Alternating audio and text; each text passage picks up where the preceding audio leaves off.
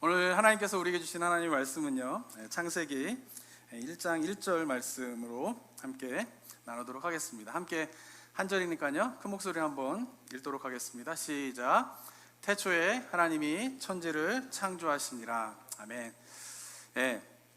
아마도 성경의 본문 가운데에서 가장 중요한 본문이 뭐냐라고 뽑을 때 저는 창세기 1장 1절이라고 생각을 합니다. 왜냐하면 이 창세기 1장 1절에 태초에 하나님이 천지를 창조하시느니라 라고 하는 이 가르침 위에 모든 성경의 나머지 이야기들이 세워져 있기 때문에 그렇습니다. 그래서 우리 성도님들이 이 창세기 1장 1절에 태초에 하나님이 천지를 창조하시니라 라고 하는 이 사실이 성경 전체에서 이야기하고 있는 구원과 하나님의 나라와 죄와 여러 가지의 십자가의 의미가 어떻게 그 위에서 세워지게 되었는가에 대한 것을 우리가 잘 이해할 필요가 있습니다. 그리고 그것을 이해한다라고 하면은 이 사실을 도전하고 있는 진화론에 관한 부분에 대해서 우리가 굉장히 비판적인 의식을 가지고 그것을 어떻게 생각해야 되는가에 대해서 우리가 좀 잘 고민을 해야 합니다. 하나님께서 천지를 창조하셨다라고 하는 이 사실은요, 1859년에 다윈이 종의 기원이라고 하는 책을 출간하기 전에는요, 아무도 의심하는 사람이 별로 없었습니다. 그리스도인뿐만 아니라 넌 크리스찬들 가운데에서도 여러 종교에서도 인간이 어떻게 시작하게 되었는가, 인류가 시작하게 되었는가라고 했을 때 그것은 바로 신이 인간을 만들었기 때문에 그렇다라고 하는 것에 대해서 별 의심 없이 받아들이고 있었습니다. 그런데 1859년에 이제 다윈의 종의 기원이 이제 출간이 되면서 인류는 점차 신에 의해서 만들어진 것이 아니야, 다른 방식으로 인류가 시작될 수 있었겠구나라고 하는 가능성에 대해서 주목하기 시작했습니다. 아마도 다윈의 종의 기원이 처음 출간되었을 때에 사람들의 마음 가운데 있는 하나님이 인간을 만드셨다라고 하는 이 사실이 이 다윈의 종의 기원으로 말미암아 그렇게 흔들릴 거라고는 초창기에 나왔을 때는 상상하지 못했을 것입니다. 그러나 지금 160여 년이 지난 지금은요, 이제는 신에 의해서 인간이 만들어진 것이 아니라 우연에 의해서 인류가 시작되었다라고 하는 진화론이 맹위를 떨치는 그런 시대에 우리가 살아가고 있습니다. 저는 모태신앙이었기 때문에 어렸을 때부터 이제 교회를 열심히 다녔기 때문에 저는 어렸을 때부터 하나님이 인간을 만드셨다라고 하는 사실을 의심해 본 적이 없습니다. 그리고는 항상 교회에서 이제 듣고 자라왔기 때문에 진화론은 문제가 많다. 그리고 말도 안 되는 것을 가지고 사람들이 하나님의 창조를 거부하고 있다라고 하는 그런 생각 속에서 제가 이제 쭉 성장해 왔습니다. 그러다가 제가 이제 진화론에 대해서 다시 한번 좀 고민하게 되는 그런 계기가 두 번 있었는데요. 첫 번째는 언제냐면은 제가 초등학교 6학년 때 이제 자연 시간이었습니다. 그때 제가 초등학교 6학년 때 선생님이 이제 크리스천이셨어요. 그래서 아마도 그런 숙제를 좀 내주신 것 같은데, 자연 시간에 인류의 시작이 어떻게 됐는지를 한번 조사해봐라 이렇게 숙제를 내주셨어요. 그래서 저는 또 어렸을 때 이게 하라 그러면 또 열심히 했던 사람입니다. 그래가지고 열심히 제가 백과사전을 다 뒤져가지고 그때 찾아가지고, 그때는 인터넷이 없으니까 백과사전 같은 거 막 뒤져가지고 인류의 시작이 어떻게 됐나 못 쓰는 글씨로 노트를 빽빽하게 채워가면서 숙제를 열심히 했어요. 그리고는 이제 자연 시간에 발표하는 시간이 되었습니다. 그래서 제가 발표를 했어요. 인류의 기원이 어떻게 되는가 발표를 했어요. 성경에서 어떻게 이야기하고 과학에서는 어떻게 이야기하고 발표를 했어요. 그리고 발표를 하고 난 다음에 선생님이 저한테 물어봤어요. 경재야, 그런데 너는 뭐가 맞다고 생각하니? 저한테 이렇게 물어보셨어요. 그래서 제가 어떻게 대답했냐면은 저는요, 신앙적으로는 창조론을 믿지만 과학적으로는 진화론을 믿습니다. 제가 이렇게 대답을 했어요. 너무 지혜롭지 않습니까? 6학년짜리가 대답을. 근데 이제 제가 나중에 그 얘기를 한 걸 돌아놓고 생각해 보니까 제 안에서 뭐가 있었냐면 신앙과 과학을 이분적으로 생각하는 것이 그때부터 이제 싹트기 시작했구나라고 하는 것을 알게 된 것이죠. 근데 저와 같은 생각을 하고 있는 분이 교회 안에 적지 않다라고 하는 것을 제가 목회하면서 많이 느끼게 됩니다. 그러니까 신앙적으로는 하나님이 당연히 창조하셨지라고 하지만, 그러나 과학적으로는 진화론이 맞겠지라고 하면서 과학과 신앙을 자꾸 이렇게 분리시키면서 생각하는 경향에 그리스도인들이 적지 않구나라고 하는 것을 발견하게 되죠. 또 당연할 수 있습니다. 왜냐하면 교회에서는 항상 진화론은 잘못됐다, 창조론이 맞다라고 이야기하는데 학교에서 배우는 거는 진화론에 대한 것만 배우고, 특별히 한국은, 요즘 미국도 그렇지만요, 그리고 교과서나 이런 학교에서 배우는 것을 보면 진화론이 과학적으로 증명된 사실이다라고 하는 것에 대해서 이야기를 하기 때문에 이 두 그룹에 속해 있는 크리스찬들이 많이 혼돈 가운데에 있게 되는 것이 사실일 것입니다. 그리고 두 번째로는 제가 이제 진화론에 대해서 다시 한번 생각해 보던 계기가 된 것은요. 제가 한국에서 이제 교회에서 사역을 하고 있을 때 어느 교회에서 그 중에 한 청년 리더가 있었습니다. 근데 그 청년 리더가 유전공학을 공부하는 친구였어요. 근데 이 친구는 항상 고민이 있었어요. 뭐냐면은 유전공학을 공부하면 공부할수록 유전공학에서 이야기하는 거랑 그동안 교회에서 이야기한 것이 너무 다르다는 거예요. 거기에 대한 갈등이 항상 있었어요. 그러니까 어느 날 이제 그 친구하고 이제 제가 대화를 하던 가운데 그 친구가 저한테 그러더라고요. 목사님, 진화는요 과학적으로 증명된 사실이에요. 그런 거예요 저한테. 그리고 진화는 과학적으로 부인할 수 없는 사실이에요. 이렇게 얘기를 하는 거예요. 그래서 제가 그 청년의 말을 듣고 그때 리더였는데 얘가 이제 세상 학문을 공부하더니 이제 진화론에 빠졌구나 이러면서 이제 걱정을 했어요. 얘가 문제가 생겼구나 이러면서 걱정을 했어요. 처음에 들었을 때는. 근데 시간이 지나면서 이제 그 청년을 이제 지켜보는데 그 청년의 믿음은 흔들리지 않았어요. 어떤 거에 대한 믿음이었냐면은 진화는 과학적인 사실입니다라고 그걸 공부하면서 깨닫게 되었지만은 그렇지만 하나님이 천지를 창조하셨습니다. 인간을 창조하셨습니다라고 하는 그 믿음은 변함이 없더라고요. 그래서 제가 이제 의구심이 생겼고요. 과학을 공부하면서 진화가 맞다라고 하는데 이 청년은 계속적으로 하나님이 인간을 만드셨다라고 하는 사실에 흔들림이 없는 믿음을 갖고 있네. 그게 제가 6학년 때 경험했던 것처럼 이제 과학과 신앙을 완전히 분리했기 때문에 이 친구가 이런 이야기를 하는 것인지, 아니면은 또 다른 이 친구가 공부를 하면서 과학의 세계 속에서 발견된 무엇인가가 또 있는 것인가에 대한 이제 궁금증이 생기게 되었습니다. 제가. 근데 그러고 나서 이제 제가 한번 생각해 보니까 제가 그때까지는 보면은 진화론에 대해서 굉장히 비판적이고 뭐 저도 굉장히 많은 이야기들 이제 뭐 청년 리더 때도 그런 얘기를 참 많이 했는데, 돌아보니까 그 청년하고 대화하고 난 다음에 돌아보니까 제가 과학계에 종사하고 있는 사람들이 어떻게 진화론에 대해서 이야기를 하고 있는가를 제가 직접 들어본 적이 한 번도 없더라고요. 돌아보니까. 그러니까 교회에서 제가 이제 만난 과학에 종사하고 있는 사람들은 주로 이제 한국에서도 그렇고 미국에서도 그렇고 이제 활동하고 있는 창조과학회에 계신 분들의 이야기는 제가 많이 들었습니다. 왜냐하면 교회에서 주로 접할 수 있었던 과학자들은 그 분야에 계신 분들이었기 때문에 그래요. 그래서 저는 이 창조과학회라고 하는 곳이 과학을 연구하시는 분들이 그리스도인들 가운데에서 과학을 연구하시는 분들 가운데 그리스도인들이 모여가지고 하나님께서 창조하신 창조에 대해서 과학적으로 어떻게 증명할 수 있는가를 연구하는 그런 그룹인데, 그 그룹에 있는 분들은 제가 많이 만나봤어요. 그런데 그 외에 창조과학에 속해 있지 않는 분들, 크리스찬 과학자라든가 아니면 그냥 일반적으로 진화론을 연구하고 있는 과학자들을 제가 만나서 직접적으로 진화론에 대한 이야기를 들어본 적이 없더라고요. 그래서 제가 갖고 있던 생각은 뭐냐면은 창조과학회에 계신 분들의 이야기가 다 맞다라고 생각했어요. 왜냐하면 그분들은 과학자이고 기독교 신앙을 갖고 있기 때문에 그분들이 하는 말은 다 맞겠다라고 저는 생각을 했었던 것이죠. 그런데 이제 창조과학회라고 하는 곳에서 이야기하는 중요한 주장 중에 이제 한 가지가 있는데, 그게 뭐냐면은 인류의 역사가 지금으로부터 6,000년 전에 시작됐다라는 거예요. 이 근거가 되는 것은 뭐냐면은 창세기 1장부터 11장까지 족보가 나오는데, 그 족보를 계산해서 거슬러 올라가게 되면은 아담은 BC 4,000년 전 사람이고, 그렇기 때문에 최초의 인류가 지금으로부터 6,000년 전의 사람이기 때문에 지구는 6,000년의 역사를 가지고 있다라고 하는 것이 이제 창조과학회에서 이야기하는 굉장히 중요한 가르침이고, 그것이 성경이 이야기하고 있다. 그리고 이것을 이제 젊은 지구론이라고 하는 말로 얘기를 합니다. 그렇게 얘기를 하는 거예요. 근데 저는 이제 저도 그렇게 믿었었거든요. 근데 제가 이제 미국에 와서 이제 성경 신학을 제가 공부하게 됐어요. 석사 공부를 하고 박사 공부를 공부하는 과정 속에서 성경 신학적인 관점 속에서 이분들이 이야기하는 것이 성경이 6,000년이다라고 이야기하고 있는 것이 아니라, 그분들이 성경에 있는 거를 그렇게 해석을 하고 있구나라고 알게 된 것이죠. 이해가 되시나요? 그러니까 성경 그 자체가 이야기하고 있는 이야기와 제가 이제 드리는 이제 핵심이 그겁니다. 성경에 대한 해석을 구별할 수 있어야 돼요. 그죠?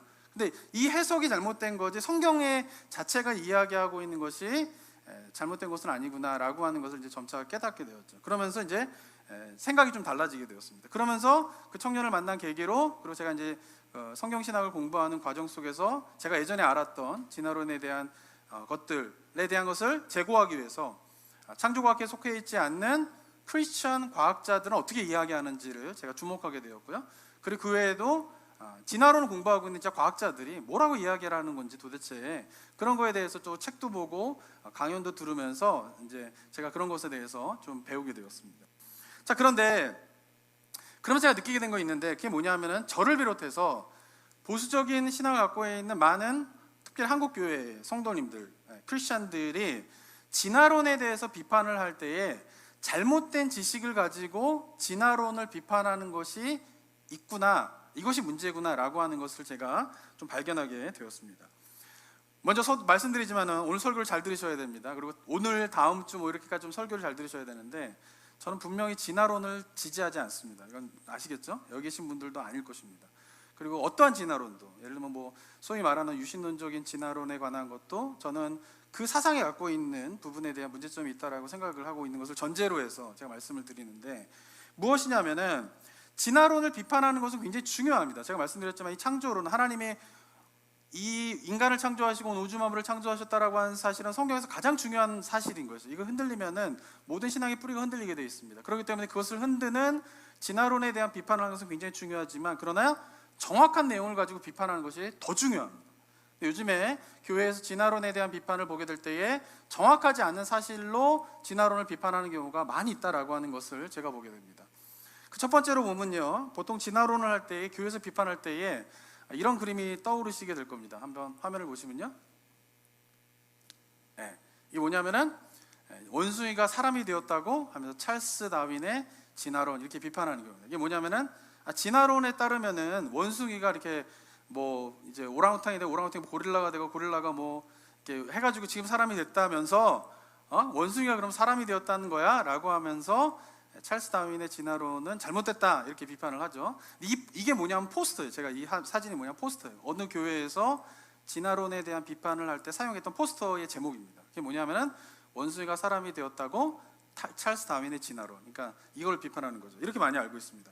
그러면서 찰스 다윈의 진화론이 잘못됐던 이유는 뭐냐면은 이렇게 원숭이가 사람이 된다는 게 말이 되냐, 그리고 시간이 지나면 그럼 지금 원숭이였던 이 원숭이가 나중에는 사람이 된다는 거냐, 이 말도 안 되는 이야기다라고 하면서 비판을 합니다. 그러면서 찰스 다윈은 이렇게 조롱하기도 합니다. 이렇게 원숭이에다가 다윈의 얼굴을 갖다 붙여가지고 네 모습이 이런 거냐 라면서 오랜 세월 동안 기독교에서 다윈에 대한 조롱을 이런 식으로 했던 일이 지금도 많이 있습니다. 자, 그런데 다윈은 한 번도 원숭이가 사람이 된다라고 주장한 적이 없습니다.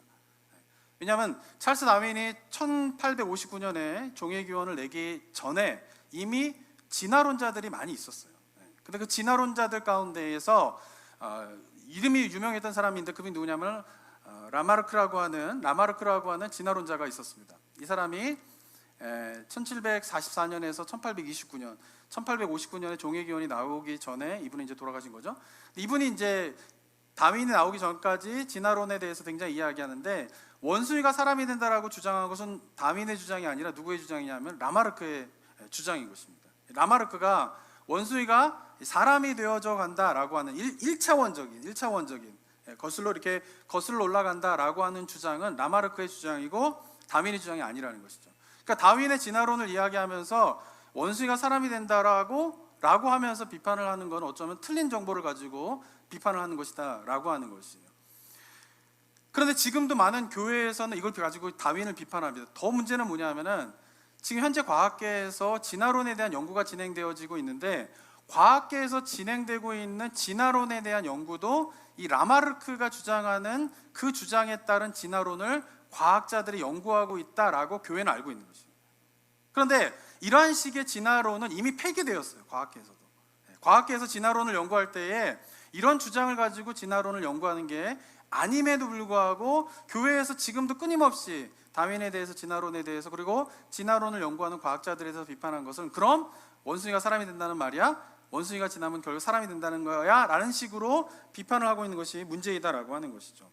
다윈은 그럼 어떻게 이야기했느냐? 다윈이 이야기한 것은 생명나무라고 하는 이런 가지를 가지고 이야기를 했는데요, 이것도 뭐 지지하진 않지만, 제가 동의하진 않지만 어쨌든 문제점이 있지만은, 다윈이 이야기한 건 뭐냐면은 오랑우탄이나 고릴라나 사람이 공통 인류가 있었다라는 거예요. 처음에 출발점이. 그런데 그 하나의 존재가 진행하면서 원숭이도 갈라지게 되고, 고릴라도 갈라지게 되고, 사람도 갈라지게 되는 것이에요. 그러니까 원숭이나 고릴라나 사람은 진화의 최종점이라는 거예요. 원숭이가 사람이 되고 더 시간이 지나면 뭐가 되고 이런 식으로 발전하는 것이 아니라 공통 인류를 가지고 있고 그 공통 인류에서 서로 각기 다른 모양의 그런 포유류가 나오게 되었다라고 하는 주장이 다윈의 생명나무의 주장이라는 거죠. 이런 식의 주장이 아니라, 그러니까 우리가 비판할 때 어떻게 비판해야 되냐면은 라마르크의 이런 식의 진화론을 비판하는 것은 맞지만 다윈이 이런 이야기를 하고 있다, 지금도 과학계에서 이런 식의 진화론을 연구하고 있다라고 비판하는 것은 잘못된 정보를 가지고 비판하는 것이다 라고 하는 것입니다. 저는 이 사실이 굉장히 중요하다고 생각합니다. 왜냐하면은 교회에서는 지금 오랫동안 교회가 지켜오고 있는 가치를 옳다라고 이야기를 하고 있어요. 그리고 세상은 교회에서 오랫동안 옳다라고 이야기하고 있는 가치에 대한 수많은 도전들이 지금 있는 시대 가운데 우리가 살아가고 있습니다. 근데 문제는 뭐냐면 교회가 우리가 주장하고 있는 올바른 가치를 보호하기 위해서, 그리고 그것을 대적하는 진화론과 같은 사상을 비판하는 데에 문제는 뭐냐면은 비판하는 것은 좋지만 잘못된 정보를 가지고 비판하는 것이 문제이다라고 하는 것이에요. 요즘 시대의 세상이 교회의 이야기에 귀담아 듣지 않아요. 교회가 하는 말을 믿지 않는단 말이에요. 그 중에 중요한 이유 중에 하나가 뭐냐면은 교회에서 그리스도인들이 잘못된 정보를 가지고 기독교의 사상을 대적하는 그런 진화론과 같은 사상을 비판하고 있기 때문에 그런 것이에요. 그러니까 만약에 교회에서 진화론은 잘못됐습니다, 왜냐하면은 원숭이가 사람이 된다는 게 말이 됩니까? 이 말도 안 되는 주장을 가지고 지금 160년 동안 과학계에는 매달려 있습니다 라고 비판을 한다라고 하면, 과학을 조금만 아는 사람들, 그리고 다윈의 진화론, 다윈의 종회기원에 대한 내용을 조금만 아는 사람들이 들으면 이건 정말 무식한 소리가 되는 거죠. 근데 교회는 계속 근거 없는, 이미 지난, 과학에서는 이미 폐기되어져 버린, 과학은 계속 발달하면서 예전에 있었던 것들 가운데 실험과 검증을 통하여서 이건 잘못된 거야 라고 폐기해버리고 새로운 이론들이 나오고 있는데, 계속 발전하고 있는데, 교회는 예전에 이야기했던 것을 붙잡고 과학이 잘못됐다, 진화론이 잘못됐다 이야기를 하고 있다라고 하는 것이죠. 그리고 이러한 형태의 비판은 비단 진화론에만 국한되어진 것이 아니라 어떤 정치적인 이슈에 대한 것, 그리고 또는 우리가 동성애에 대한 비판을 할 때에도 똑같이 나오는 현상이라는 것이죠. 저는 동성애를 비판해야 된다라고 생각을 합니다. 그렇지만 많은 교회에서 이루어지고 있는 동성애 비판의 근거 자료를 보면은 과학적으로 말도 안 되는 것을 가지고 동성애를 비판하는 경우가 많이 있다라고 하는 것이죠. 그 외에도 여러 가지 정치적인 사회적인 이슈에 대해서 교회가 비판을 할 때에 이미 지난 사실을 가지고 근거를 해서 비판하게 되자 세상은 점점 교회가 하는 말이 옳은 것임에도 불구하고 그 옳은 것을 주장할 때에 근거로 삼고 있는 그 사실들을 잘못된 것으로 이야기를 하면서 교회의 이야기에 귀를 기울이지 않는 일들이 일어나고 있다라고 생각을 하게 됩니다. 사랑하는 성도 여러분, 진화론을 비판할 때 저희 교회 성도님들은 더 이상 그럼 원숭이가 사람이 된다는 말이야? 그게 말이 되는 이야기야? 라는 식의 비판을 더 이상 하지 않으셨으면 좋겠습니다. 두 번째로 잘 모르고 있는 것들은, 진화에 관한 것들은 과정에 대한 것입니다. 보통 진화의 과정들을 어떻게 많이들 이해하고 계시냐면요, 다윈이 이렇게 이야기한다라고 생각합니다. 뭐냐면은 기린이 있었는데 기린이 옛날에는 목이 짧았다는 거예요. 그런데 이제 먹어야 되는 나뭇잎이 점점 높이 있다 보니까 이제 용 쓰면서 목을 쭉쭉 빼면서 나뭇잎을 먹다 보니까 점차 목이 길어지게 되었고, 그래서 목이 길어진 기린이 지금 진화되어서 살아남게 되었다라고 진화론에서 가르친다라고 보통들 생각을 하십니다. 그런데 이것도 역시 다윈이 이야기한 내용이 아니라 아까 말씀드린 라마르크라고 하는 사람의 용불용설의 내용인 것이죠. 이게 뭐냐면은 신체 기관을 자꾸 사용하는 기관은 발달하고 사용하지 않는 기관은 퇴화하게 되고 자꾸 사용하는 기관들이 유전적으로 전달이 되면서 지금의 형태가 되었다, 이것이 진화이다 라고 진화론자들이 이야기한다라고 보통들 알고 있습니다. 그런데 이것도 뭐예요? 다윈의 주장이 아니라 라마르크라고 하는 주장이고, 이것도 역시 과학계에서는 폐기된 주장입니다. 그런데 여전히 교회에서는 진화론이 말도 안 되는 이유가 뭐냐면은 이런 것들로 된다는 게 말이 되느냐라고 이야기를 하고 있는 것이죠. 그래서 진화에 대해서 다윈은 그럼 어떻게 이야기했느냐라고 했을 때에 기린의 얘기를 들면은 다윈이 이야기하는 건 그겁니다. 기린에는 목이 짧은 기린과 목이 긴 기린이 원래부터 있었다라는 것이에요. 그런데 나뭇잎이 높이 있다 보니까 목이 짧은 기린은 그 나뭇잎을 먹지 못하여서 죽게 되었고, 그리고 높은 나무에 있는 잎을 따먹을 수 있는 목이 긴 기린만 살아남게 되었다라는 거죠. 그리고 이미 목이 긴 그 기린이 이제 자손을 번식하게 되면서 목이 긴 기린이 지금 현존해서 남아 있다라고 이야기라는 것이 다윈이 이야기하는 진화론입니다. 이것이 뭐냐면 자연 선택설이에요. 자연 환경에 따라서 어떻게 돼요? 필요한 그 자연 환경에 잘 적응하는 기관을 갖고 있는 동물은 살고 그렇지 않은 동물은 죽고 그래서 그 동물만 남아 있다라는 거죠. 그러니까 원래부터 목이 짧았는데 길어진 게 아니라 목이 짧은 기린과 긴 기린과 뭐 중간 목의 기린이 다양하게 있었는데 그 중에서 생존하는 그 자연의 환경에 적응한 목이 긴 기린만 살아남게 되었고 나머지 기린들은 죽게 되고 점차 시간이 흐르면서 그래서 목이 긴 기린만 후손을 새끼를 낳게 되면서 살아남게 되었다라고 하는 것이 자연 선택설이다라고 하는 것이죠. 근데 다윈이 이런 자연 선택설을 이제 주장하게 된 이유 중에 하나는 뭐냐면요. 1831년에 이제 비글호라고 하는 배를 타고 다윈이 남태평양과 뭐 이렇게 아프리카와 이런 데를 다 돌아다니게 됩니다. 그러면서 우리가 잘 익숙하게 들었던 이제 갈라파고스라고 하는 제도에 몇 년 동안 머무르면서 그 속에 있는 생물들을 다윈이 관찰하기 시작해요. 그래서 관찰하다 보니까 여러 지역에서 새들이 발견되어지는데 새들의 부리 모양을 보니까 굵은 것도 있고 짧은 것도 있고 긴 것도 있고 하는 다양한 부리 모양의 새를 관찰하게 됩니다. 근데 처음에는 이 관찰을 했을 때에 이 모든 새가 다 다른 종류이다라고 생각을 했어요, 다윈이.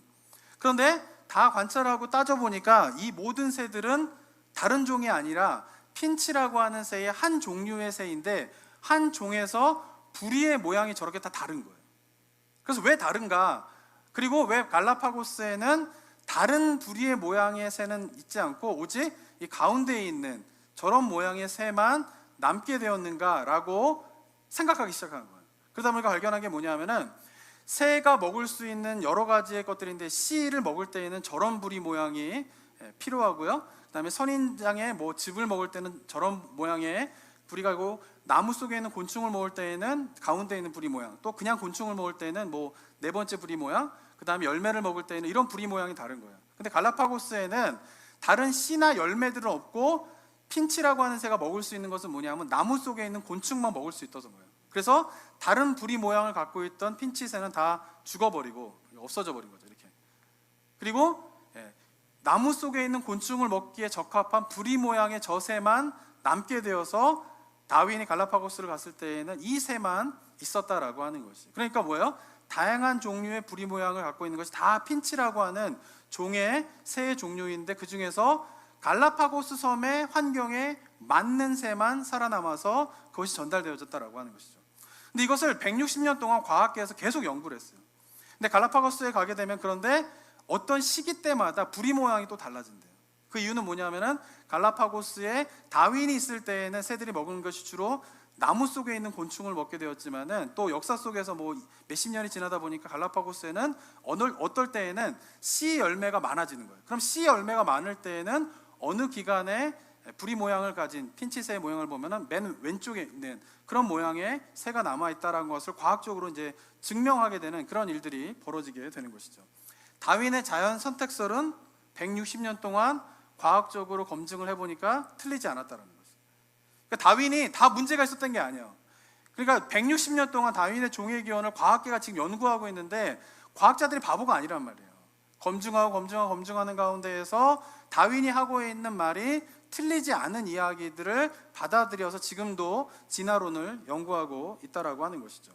그러니까 다윈의 중요한 두 가지는 뭐냐면 아까도 말씀드린 생명나무와 자연 선택설에 가는 것인데 이 두 가지는 여전히 과학계에서 연구되어지고 있다라고 하는 것이죠. 그런데 이러한 내용에 대한 거는 교회가 그것이 뭐가 문제 있는가에 대한 비판을 하지 않고 이미 폐기되어 버려지고 과학계에서 이야기하고 있지 않은 부분들에 가지고 비판을 하게 되다 보니까 창조론보다는 세상 사람들도 진화론을 더 과학적인 사실로 받아들이고 인정하게 되는 일들이 일어나고 있다라고 하는 것입니다. 사랑하는 성도 여러분, 제가 이 이야기를 구구절절히 드리는 이유는 뭐냐면요, 일단 우리 성도님들은 진화론을 비판할 때에 무식한 비판을 하면 안 됩니다. 우리 알고 비판해야 돼요. 이런 식의 비판은 더 이상 교회에서 이루어지면 안 된다는 거죠. 보다 정확한 것을 가지고 해야 된다라고 하는 거죠. 그리고는 이 진화론이 기독교의 근간을 흔드는 얼마나 위험한 사상인가를 명심하면서 그들이 이야기하고 있는 것을 비판할 때에 그 사실이 무엇이 잘못됐는가를 우리가 연구하는 일들이 교회 안에서 일어나야 된다는 거예요. 과거에 더 이상 다루지도 않고 더 이상 다윈이 이야기하지도 않았던 사실 가지고 계속 울고먹으면서 진화론을 비판할 게 아니라, 교회는 왜 진화론이 문제가 있는가에 대해서 보다 우리가 심도 있게 연구를 하는 가운데에서 올바른 근거를 가진 비판이 교회 안에서 일어나야 된다라고 하는 것입니다. 왜냐하면 정말 우리가 믿고 있는 성경의 가르침이 가치가 있고, 그리고 이 복음만이 나를 구원할 유일한 복음이다라고 믿는다면, 그것을 대적하고 있는 다른 세상의 그런 사상들에 대해서 우리가 연구하는 노력을 기울여야 된다라고 하는 것이죠. 그런 노력을 기울이면서 그들이 갖고 있는 잘못된 생각이 무엇인가를 비판할 수 있는 일들이 교회 안에서 일어나야 되죠. 근데 안타까운 것은 이 노력을 하지 않는다는 거예요. 교회가, 그리스도인들이. 그리고는 어떻게 해요? 무조건 비판하는 거예요. 그리고 뭐예요? 과학은 다 틀렸다, 심지어 이렇게 이야기하는 교회 안에서의 이야기도 많다라고 하는 거죠. 이미 과학적으로 검증된 것까지 다 부인해버리는 거예요. 그거 아니다라는 것이죠. 그러면서 비판하고 있는 일들이 많아지고 있다라고 하는 것이죠. 사랑하는 성도 여러분, 특별히 제가 진화론뿐만 아니라 여러 가지 사회적 현상들에 대해서 올바른 지식을 무엇인가, 성경이 이야기하고 있는 것이 무엇인가를 시간을 들여서, 노력을 들여서 연구하셔야 됩니다. 그리스도인의 사명이에요. 그게 영적인 전쟁이에요. 공부를 하셔야 되죠. 성경 같이 연구하고 막 교회에서 모이면 이제 같이 성경 연구하고 성경 얘기하고, 그러면서 세상에서 일어나고 있는 여러 가지 현상들에 대해서 우리가 어떻게 성경적으로 그것에 대해서 대응할 것인가에 대해서 우리가 서로 고민해야 돼요. 그 과정들이 만약에 없다라고 하면 앞으로 교회가 하는 모든 복음의 가치는 세상이 듣기에는 말도 안 되는 소리로 전락해버리는 위기의 시대 가운데 우리가 살고 있다라고 하는 것을 기억하는 저와 여러분이 되었으면 좋겠습니다. 특별히 유튜브 시대를 살아갈 때 유튜브를 통해서 너무나 거짓된 정보들이 너무나 판을 치고 있어요. 제가 지난주에 넷플릭스에서 한 다큐멘터리 같은 그런 TV쇼를 봤는데, 뭐냐면 한번 꼭 보시기 바랍니다. 넷플릭스에서 갖고 계신 분들은 그게 소셜 딜레마라고 하는, 소셜 네트워크 딜레마라고 하는 그런 그 다큐멘터리인데, 거기서 이야기하는 것이 뭐냐면 현대의 뭐 트위터, 구글, 유튜브, 페이스북에 일했던 사람들이 인터뷰를 하는 거예요. 뭐냐면 자신들이 다 초창기 멤버, 트위터, 뭐 페이스북, 구글, 유튜브의 초창기 멤버들이었던 사람들이 거기 나와가지고 이야기하는 게 뭐냐면은 여러 가지 문제점들에 대해서, SNS, 소셜 네트워크에 대한 그런 여러 가지 문제점들에 대해서 이야기를 하는 거예요. 근데 여러 가지 것들 중에 하나가 뭐냐면은 사람들을 거짓된 정보에 현혹되도록 알고리즘이 사람을 그렇게 컨트롤하고 있다는 거예요. 그러니까 유튜브나 이런 데 보면 직접적으로 막 유튜브에서 무슨 영상을 띄워주는 건 아니지만은 유튜브 내나 구글이나 지금 다 하는 방식이 뭐냐면은 알고리즘이 있는 거예요. 알고리즘. 이 사람이 뭐에 내가 영상 몇 초의 눈을 몇 초를 받는가를 다 캐치하고 있어요. 지금 AI들이. 그러면 몇 초 어떤 영상에 자기가 보고 있는가를 다 캐치해가지고 이 사람의 주된 관심이 뭔지를 AI가 다 알아요. 그러면 이 사람한테 필요한 알고리즘으로 영상을 자꾸 추천해주고, 그리고 어떻게 해요? 광고를 자꾸 추천해주는 거예요. 거기에 벗어날 사람이 없다라는 거예요. 그러니까 그 사실을 이 어떤 트위터에 있던 사람은 그 인터뷰에 보면은 자기가 그 사실을 알아요. 자기가 이걸 자꾸 보면은 나도 모르게 이 알고리즘이 추천하는 대로 따라갈 수밖에 없고 나는 거기에 컨트롤될 수밖에 없다라고 하는 것을 아는데, 이 사람의 고백은 뭐냐면은 나도 끊을 수 없다라는 거예요. 그래서 이 사람이 하는 게 뭐냐면은 집에 오면은 예를 들면 이제 침실에는 절대 뭐 핸드폰을 두지 않는다, 뭐 이런 원칙을 한 거예요. 왜냐면 스스로가 컨트롤이 안 되기 때문에 그런 거예요. 근데 거기서 이야기하는 것 중에 뭐냐면 지금 미국도 그렇고 한국도 그렇고 이 양극화 현상이 극대로 치닫지 않습니까? 중도가 없어지고 있어요. 근데 제가 항상 강조하지만 성경과 그리스도인들은요, 이 중도의 그 가치를 굉장히 높게 알고 계셔야 돼요. 근데 세상이 점점 어떻게 가냐 하면 중도파가 없어지고 있어요. 흑이야 백이야, 좌야 우야, 민주야 공화야, 그걸 끊임없이 나누고 있어요. 그러고는 계속 싸우고 있단 말이에요. 근데 그 싸우는 거에 중요한 원인 중에 하나가 뭐냐면은 이 소셜 네트워크에서 알고리즘이 전달해주는, 이게 검증된 정보가 아님에도 계속적으로 나오는 거짓된 정보를 가지고 사람들이 거기에 현혹되고 있다라고 하는 것이죠. 놀라운 사실은 뭐냐면요, 유튜브에서 음모론이 되게 많잖아요. 거기에 보면은 음모론이 굉장히 많아요. 거기에 보면은 지구가 평평하다 음모론이 있대요. 지구가 둥굽니까 평평합니까? 이것도 우리가 한번 기독교 역사 속에서 한번 다루어야 할 내용이긴 하지만, 지구는 동그랗지 않습니까? 예? 그런데 유튜브에 지구는 동그랗지 않고 평평하다라고 하는 음모론이 퍼졌대요. 근데 놀란 사실은 뭐냐면은 NBA 농구 선수 가운데 유명한 그 얼빙이라고 하는, 지금은 보스턴 셀틱스에서 뛰고 있는, 예를 들면 클리브랜드에서 옛날에 르브론 제임스하고 같이 뛰었었던 사람인데 지금 보스턴 셀틱스인데, 그 사람 인터뷰를 한 거예요. 자기는 지구가 평평하다고 믿는다고. 왜 그러냐면 계속 유튜브를 보니까 이렇게 되는 거예요. 근데 이런 게 한두 가지가 아니라는 것이에요. 그러니까 많은 그리스도인들도 성경에서 이야기하고 있는 가치에 대한 것들에 초점을 맞추어서 성경을 보는 시간보다 유튜브를 보는 시간이 훨씬 많아지는 거예요. 그러다 보니까 유튜브에서 이야기하는 것들에 빠지게 되면서 무엇인가 기독교를 공격하고 있는 사상에 대한 이야기를 할 때에 올바른 정보를 가지고 비판하는 것이 아니라 다 무시하고, 과학적인 것과 모든 걸 다 무시하고 밑도 끝도 없이 반대하는 일들이 교회에 너무나 팽배해져 있고, 이런 현상이 없어지지 않는 한 교회에서 아무리 뛰어난 가치, 하나님이 이 땅을 창조한 것이 얼마나 위대하고 그 속에 담겨져 있는 인간의 인간다움의 아름다운 그 성경 말씀이 얼마나 위대한데, 그 모든 것들이 다 가치가 없는 가르침으로 세상은 들리게 되는 일들이 일어나고 있다라고 하는 것이죠. 사랑하는 성도 여러분, 그래서 우리가 내가 알고 있는 것이 무엇인가를 정확하게 아는 것이 굉장히 중요하다라고 하는 것입니다. 그래서 우리가 뭐를 인정해야 되고 뭐는 비판해야 되는가에 대해서 우리가 구별할 수 있어야 된다라고 하는 것이죠. 이를 위해서 우리가 좀 구별해야 할 용어가 있는데요. 그것은 뭐냐면 진화 이론, 진화주의에 대한 비판을, 이게 구분을 하셔야 됩니다. 화면 한번 띄워주시고, 진화라고 하는 것은요, 진화라고 하는 것은 뭐냐면은 자연에서 일어나는 현상이에요. 아까도 얘기한 변화예요. 변화, 생물의 변화. 이거는 뭐예요? 그냥 기존의 생물들을 관찰해봐도 알 수 있는 거고, 화석을 통하여서도 알 수 있는 거죠. 저는 이거를 부인하는 것은 문제가 있다고 생각해요. 왜냐하면 그냥 현상이에요. 그래서 제가 예전에 그 유전공학을 공부했던 친구의 한 말이 그건 거예요. 그 친구가 얘기한 거는 진화는 그냥 현상이라는 거예요. 현상. 근데 우리는 교회는 이제 진화의 진짜만 해도 알러지가 있지 않습니까? 그러니까 무조건 다 듣지도 않아요. 보지도 않고 싸그리 무시해버리는데 그게 아니라는 것이죠. 왜냐하면 이것을 인정할 수밖에 없는 것은 성경의 가르침을 봐도 그래요. 성경에서 가르치는 게 뭡니까? 최초의 인류는 누구입니까? 아담과 하와잖아요. 그 아담과 하와로부터 지금의 모든 사람들이 퍼지게 된 거잖아요. 근데 지금 보니까 어떻게 해요? 백인도 있고 흑인도 있고 우리 같은 황색을 가지고 있는 아시아인들도 있고 이렇잖아요. 그럼 그 속에서 뭐가 일어난 거예요? 변화가 일어난 거죠. 그게 진화라는 것이에요. 그러니까 그런 변화들에 대한 것들을 진화다라고 이야기를 하고 있는 자연적 현상이다라고 하는 것을 받아들이는 것은 괜찮다라고 하는 것이에요.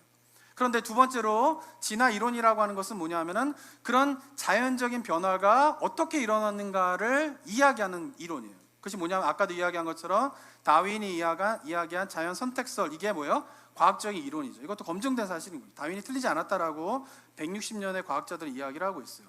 여기까지 인정하는 거는 별 문제가 되지 않는다라는 것이에요. 문제가 되는 건 뭐예요? 진화주의라는 거예요. 이즘으로 가면 문제가 되는 거예요. 그때부터 뭐가 돼요? 과학 이론을 가지고 세계관과 철학으로 발전시키는 사람들이 있는 것이에요. 근데 그게 뭐냐? 자연 선택설을 가지고, 그러니까 자연에 의해서, 진화에 의해서 생물이 이렇게 변화되어 왔다라고 하면, 그러기 때문에 여기까지 문제가 아니, 이건 과학적으로 그냥 얘기하는 건데, 이것을 가지고 그러니까 뭐예요? 무신론적으로, 그러니까 신이 창조한 것이 아니라 우연하게 시작됐다라고 하는 진화론, 이거는 경계해야 된다라고 하는 것이죠.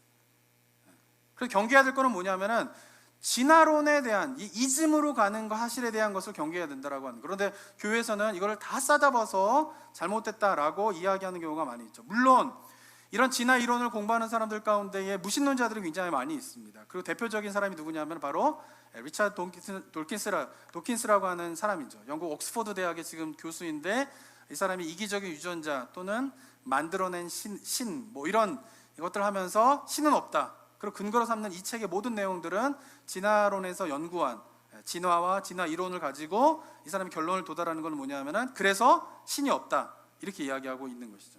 그러니까 이런 사람들이 굉장히 주목을 받게, 이 사람은 무신론적인 진화론자인 것이죠. 그렇죠? 이런 사람들이 많이 있기 때문에 진화에 대해서 우리가 굉장히 거부감을 가지고 알러지 반응을 보이고 있는데, 인정해야 할 것은 인정하지만 그러나 이것이 무신론으로 갈 수 있죠. 이런 사람들처럼. 그런데 또 하나는 뭐냐면은 이런 사람과 달리 이것은 자연 선택설이라고 하는 것이 하나님의 창조를 방해하지 않는 그런 유신론적으로 갈 수도 있다라고 하는 것이죠. 왜냐하면 과학은 지금까지 그런 진화에 대한 관찰을 하고 그것이 자연 선택설에 의해서 이루어졌다라고 하는 것은 이야기하고 있지만, 그런데 처음 생명체는 어떻게 시작되게 되었는가는 설명하지 못하고 있어요. 처음에 생물이 어떻게 존재하게 됐느냐, 이건 설명하고 있지 못하고 있어요. 그죠?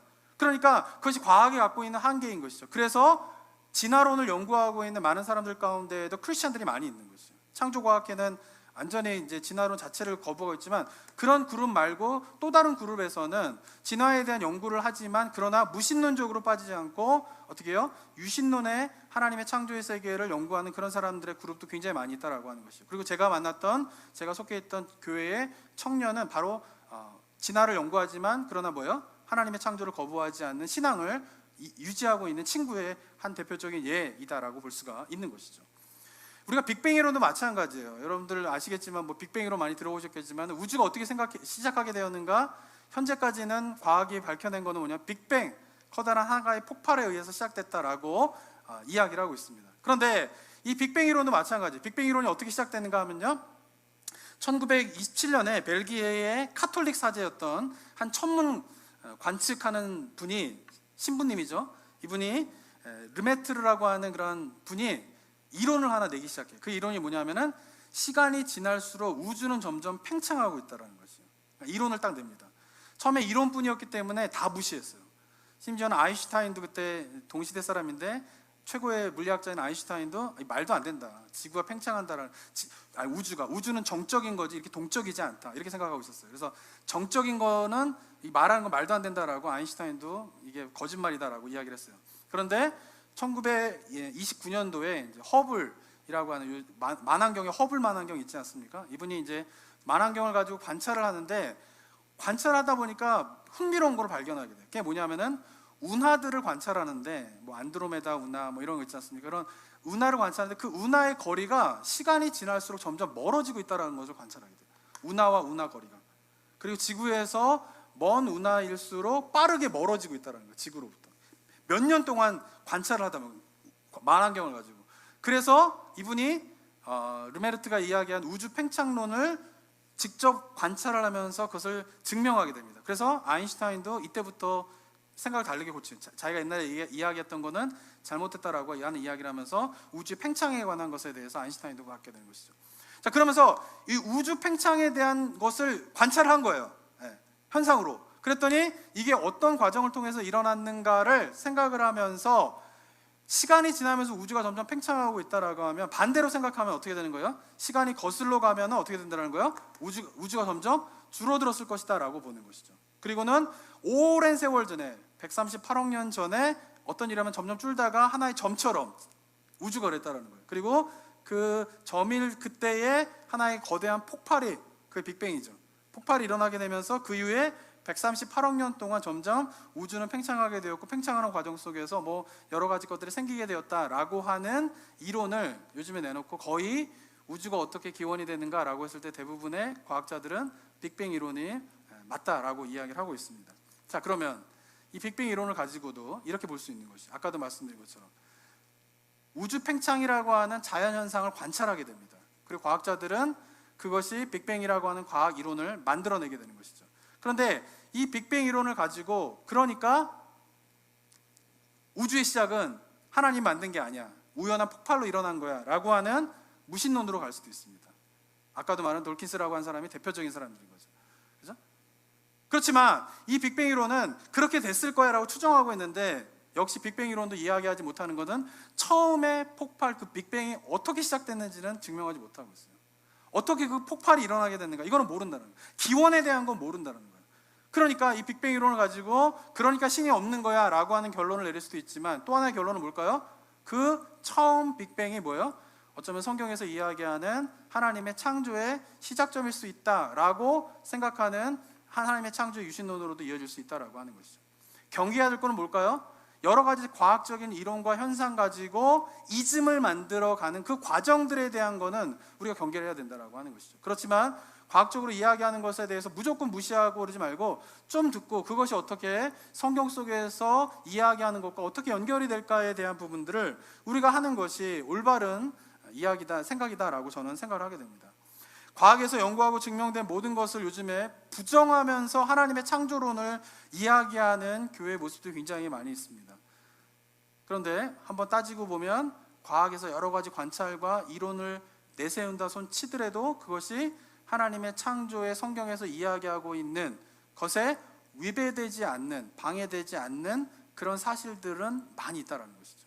그런 것들을 우리가 거부할 필요가 없다라고 하는 것이에요. 사랑하는 성도 여러분, 과학은요 어떤 학문입니까? 지금까지 우리가 살고 있는 거에 일어나고 있는 현상을 관찰을 하고, 그리고 그 관찰을 통하여서 그런 일들이, 현상들이 어떤 과정을 통하여서 일어났는가를 증명하는 학문이 과학인 것이에요. 그런데 아까도 말씀드린 것처럼 그들이 아무리 우주에 대한 빅뱅을 통해서 이렇게 이뤘다라고 하는 이야기를 하지만 어떻게 빅뱅이 시작됐는가, 어떻게 폭발이 일어났는가는 알 수 없어요. 진화가 일어나고 있는 것이 자연 선택설로 의해서 자연의 환경에 적응하면서 진화가 일어나게 되어서 현재 모습이 되어졌다라고 하는 것은 이야기하고 있지만, 그런데 처음에 그럼 생물은 어떻게 시작됐는가? 과학은 이야기하지 못하고 있어요. 이것이 과학이 갖고 있는 한계인 것이죠. 그러니까 과학은 어쩌면은 현상에 대한 이야기와 그 현상에 대한 과정이 어떻게 되는가를 이야기하는 학문이다라고 하면, 반대로 성경은 어떤 것입니까? 현상이 어떤 과정을 통하여서 일어났는가를 설명하는 책이 아니라는 것이에요. 과학적으로. 제가 성경 공부를 할 때 항상 서두에 제가 이야기하고 있는 것인데, 그것은 뭐냐면 성경을 보는 굉장히 중요한 해석의 포인트는 뭐냐면 성경은 모든 걸 이야기하고 있는 책이 아니라는 것이에요.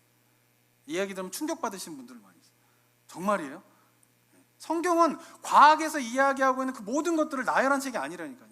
어떤 과정을 통해서 일어나고 있는 거, 이걸 이야기하고 있는 것이 아니에요. 그렇지만 성경이 이야기하고 있는 건 뭡니까? 하나님이 온 우주 만물을 만드셨다는 것이에요. 그리고 만드실 때에 뭐가 있다라는 거예요? 목적과 의미가 있다는 거예요. 왜 만드셨는지 그 의미가 있다라는 거예요. 그러니까 왜 만드셨다라고 하는 것에 대한 것을 설명하는 것은 성경이라고 하면, 과학은 어쩌면 그런 현상들과 과정이 어떻게 일어났는가를 이야기하고 있는 책이죠. 그러니까 두 성경과 과학은 어쩌면은 이야기하고자 하는 목표점이 다른 거예요.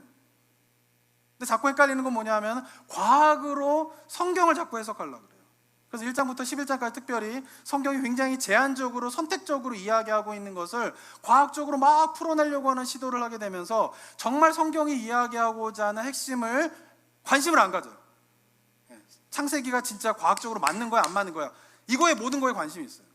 창세기에서 정말 이야기하고 싶은 거는 하나님께서 이 땅을 만드시고 그 하나님의 통치 아래에서 하나님의 나라가 어떻게 이루어지게 되고 인간이 만들어진 존재의 의미는 무엇이고 인간이 어떻게 할 때 행복하게 되는가, 그런 이야기들을 막 하고 있는데, 창세기 1, 2장을 보면서 많은 사람들의 관심이 뭐냐면 그래서 이게 과학적으로 맞는 거야, 안 맞는 거야, 진화론이 맞는 거야, 창조론이 맞는 거야, 이런 거에 관심을 갖게 되면서 정말 중요한 성경에서 이야기하고자 하는 그 핵심들을 놓치는 일들이 일어나고 있다라고 하는 것이죠.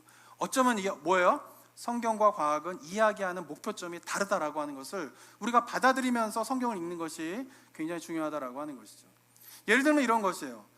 예전 2004년도에 동남아시아에서 쓰나미가 이제 덮쳐가지고 푸켓 같은 그런 휴양지, 원래 거기는 쓰나미가 일어나는 곳이 아니래요. 2004년도에 갑자기 그런 쓰나미가 덮치면서 한가롭게 휴양지에서, 리조트 같은 데서 막 놀던 사람들이 그 쓰나미에 의해서, 해일에 의해서 많은 인명피해를 입게 된 그런 일들이 2004년도에 일어났습니다. 근데 그때 해일의 높이가, 파도의 높이가 10m였대요. 그러니까 3층 건물의 높이에 파도가 덮친 거예요. 갑자기. 엄청나지 않습니까? 그러면은 그 현장에서 한가롭게 막 휴양을 즐기던 휴양지에서 그 정도의 높이의 파도를 눈앞에서 한번 봤다고 생각해 보십시오. 그 사람이 거기서 살아남아가지고 이야기하기를, 파도가 정말 하늘까지 닿은 파도가 나를 덮쳤어, 나는 거기서 겨우 살아났어 라고 이야기한다고 칩시다. 근데 그 이야기를 들은 과학자가 해석을 합니다. 어떻게 하냐면, 파도가 하늘까지 했다고? 그러면 대기권까지 높이가 10km인데, 한 6마일 되는데 그 10km까지 파도가 올라갔다고? 그건 말이 안 되는 거지. 이 사람이 말하는 건 뭐야? 그러니까 거짓말이네. 이렇게 한다라고 하면은 뭐가 문제인 것이요? 과학자가 보고자 하는 것과 이 쓰나미를 겪은 사람이 이야기하고자 하는 관점이 다른 건데, 그 다른 관점을 이해하지 않고 이 사람의 말을 과학적으로 분석을 하면서, 그러니까 이 사람의 말은 틀린 거야 라고 말한다라고 하면 그것은 뭐예요? 잘못한다는 것이라는 거죠. 근데 성경을 그런 식으로 해석을 하는 경우가 너무나 많이 있다라고 하는 것이죠. 사랑하는 성도 여러분, 이 과학과 성경의 것은 저는요 이렇게 적이 될 필요 없다고 생각합니다. 지금은 어쩌면 과학의 발달로 말미암아 그동안의 교회가 믿어왔던 것들을 많이 흔들어 놓는 게 있었죠. 그렇지만 저는 과학이 발달되면서요 결국 그들이 도달하게 될 지점은 하나님이라고 저는 믿습니다. 과학이 막 발달돼 우주가 어떻게 기원됐는가 막 연구를 해서 결국은 도달해야 될 지점은 빅뱅이 뭐 이것도 수정될 수도 있겠지만 앞으로 만약에 지금까지 만들이 맞다면 빅뱅은 우연한 폭발로 일어난 것이 아니라 바로 하나님의 창조의 섭리 속에서 일어난 것이다 라고 하는 결론에 도달할 수 있을 거라고 저는 생각이 들어요. 진화를 통하여 사람들이 뭐 발달하게 됐지만 결국은 처음에 생명체가 어떻게 생겨나게 됐는가 우연히 생명체가 생겨나게 된 것이 아니라 하나님의 창조 세계 속에서 처음에 생명체가 생겨나게 됐다라고 하는 결론에 과학이 도달하게 될 거라고 저는 생각합니다. 지금은 아니지만. 왜냐하면 성경에서 이야기하고 있는 중요한 것은 하나님께서 이 땅을 창조하셨다라고 하는 사실이기 때문입니다. 저는 거기에 대한 믿음이 있어요. 그래서 굳이 과학과 이렇게 적대시하면서 교회가 흘러가는 것을 우리가 경계해야 된다라고 하는 것이죠. 사랑하는 성도 여러분, 하나님 우리를 창조하셨다라고 하는 사실이 왜 중요합니까? 우연히 생명체가 생겨났다라고 하는 진화주의가 정확하게 얘기하면 진화주의가 왜 위험합니까? 만약에 진화주의에 따라 우연한 생명체로 존재하게 됐다라고 하면은 그 우연하게 생겨난 생명체에는 의미가 없는 거죠. 그렇지만 전능하시고 온 우주 만물을 주관하시는 전능자인 하나님이 우리를 만드셨다면 그 만드신 데에는 목적이 있는 것입니다. 이 시대의 지금 불행은 뭐냐면요, 사람들이 삶의 목적과 의미를 잃어버리고 있다는 데 있어요. 불행은 거기에서 있는 거죠. 그렇다면 참 행복의 길은 무엇일까요? 우리를 창조하신 그 하나님께서 창조하실 때에 우리에게 주신 목적과 의미를 발견하고 그것에 따라 삶을 살아갈 때에 그곳에 진정한 행복이 있다라고 저는 믿습니다. 저와 여러분들이 앞으로 창세기를 공부해 가면서 설교 들으면서 하나님께서 우리를 창조하신 그 창조의 목적과 의미가 무엇인가를 깨달으면서 이 시대 가운데에 참 행복이 어떠한 것인가를 경험하고 누리게 되는 은혜가 우리 성도님들 가운데 있게 되기를 주님의 이름으로 축원합니다. 함께 기도하도록 하겠습니다. 이 시간 함께 기도하며 나아갈 때에 사랑하는 성도 여러분, 우리가 영적으로 깨어 있어야 됩니다. 영적으로 깨어 있을 때에 예전에는 옳고 그름에 대한 분별이 그래도 쉬웠어요. 근데 요즘 시대에는 너무나 정보가 홍수같이 쏟아지게 되면서 옳고 그름의 문제를 분별하기 어려운 시대에 우리가 살아가고 있습니다.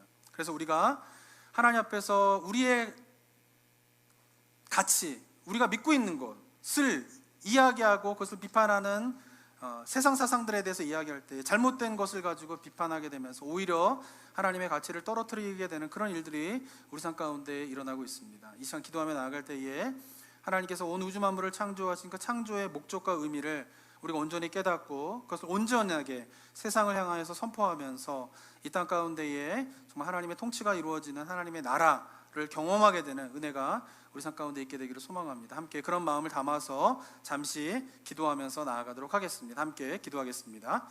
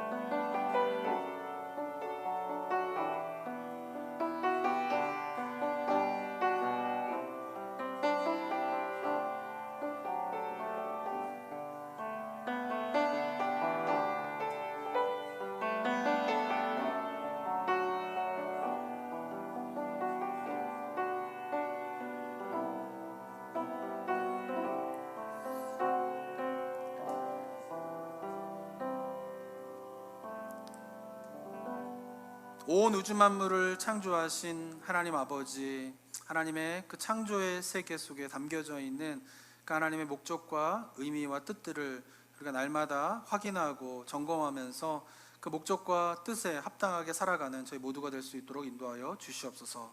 특별히 어두운 시대에 하나님의 그 창조의 세계를 흔드는 여러 가지 세상의 가치관들이 있는데, 하나님 저희들이 깨어서 그런 모든 것들을 분별하며 정말 하나님의 우리에게 말씀하신 것을 세상에 어떻게 설명하고 어떻게 이야기할지를 저희들이 깨닫고 발견하는 은혜 있을 수 있도록 인도하여 주시옵소서.